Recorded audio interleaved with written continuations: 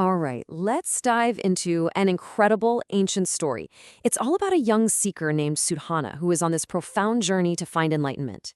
He's going from one great teacher to the next, and his path now leads him to a sacred place to meet a being of just immense power, someone tied to the very earth itself.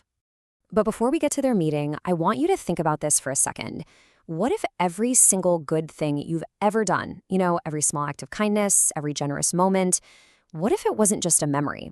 What if it was all piling up somewhere, just waiting to be revealed to you as actual physical treasure? Keep that thought in your head because it is the absolute key to what happens next. So, Sudhana finally arrives at the home of the Earth Goddess, this powerful spirit named Anzu. And get this, she's not alone. The text says there are a million other Earth deities right there with her, all gathered, basically waiting for him to show up. This isn't just a casual meeting, it's a full-on cosmic event. The second these gods lay eyes on Sudhana, they know exactly who he is. They don't just see a young guy on a journey. They see what they call a Buddha-treasury. They actually prophesy that he's the one who will shatter the shell of ignorance for all living beings. They see his incredible potential, something he's been building for lifetimes. The universe itself basically rolls out the red carpet for his arrival. I mean, it is spectacular. A huge light shines over everything. The ground literally trembles and roars. Flowers instantly bloom and fruit ripens on the vine. Music just starts playing out of nowhere. Even hidden treasures start pushing their way up out of the ground.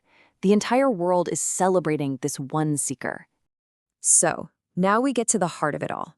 In the middle of this huge cosmic fanfare, the goddess Anju steps up to talk to Sudhana one-on-one. And she offers to show him something deeply personal, a secret that's hidden in the very ground he's standing on.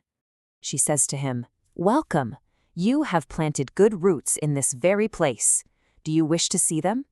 Now pay attention to how she says that. She doesn't say, "Hey, I have a gift for you." She says he already planted something here. She's just offering to show him what is already his. And of course, Sudhana is like, "Yes, please." And then comes this moment. It's so simple, but so powerful. No big fancy ritual, no complicated spell. The goddess of the earth just stomps her foot. It's this single, focused act of power that's about to totally reshape how Sudhana sees the world. And in that instant, the ground just erupts. We're not talking about a few gold coins here. The text gives us this number, 100,000 koti asankhyeya, treasures. To give you some scale, a koti is 10 million. And an asankhyeya, well, that's a number so huge, it's basically a poetic word for infinity. So we're talking about a truly unimaginable, incalculable amount of wealth just bursting from the earth. And here's the kicker. Anju tells him, this is all yours. It is the direct physical result of those good roots she mentioned. It's the karmic payoff for all the good things he's done in his past lives. And it's been following him, just waiting for this very moment. See, she didn't create the treasure. She just revealed the fortune he had already earned himself. But as mind-boggling as all this physical treasure is, it's not the real point of the lesson. The real teaching is the wisdom, the power that lets Anju reveal it in the first place.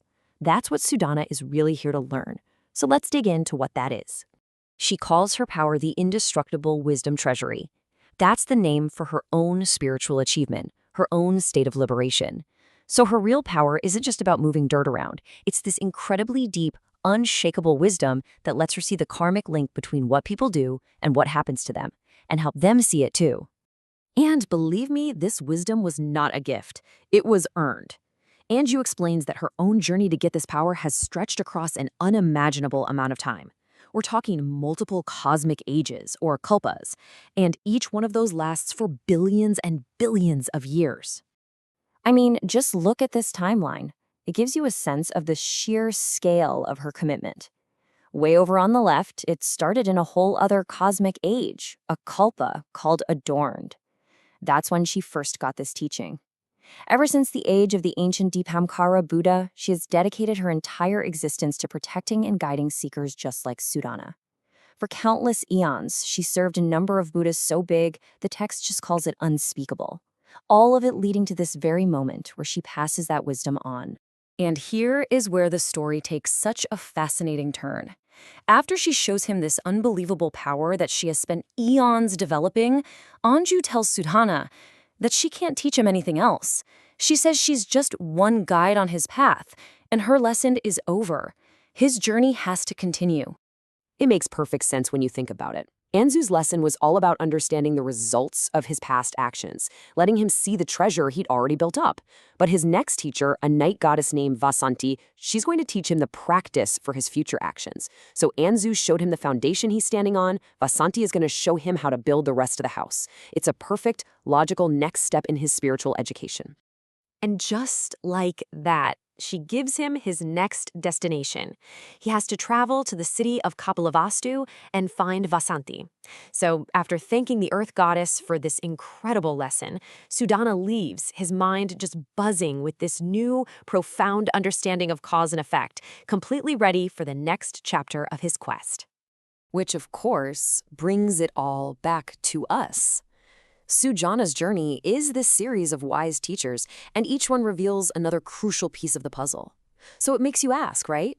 If your life is a journey, who are the guides who have shown you your own hidden treasures? And who is showing you the way forward?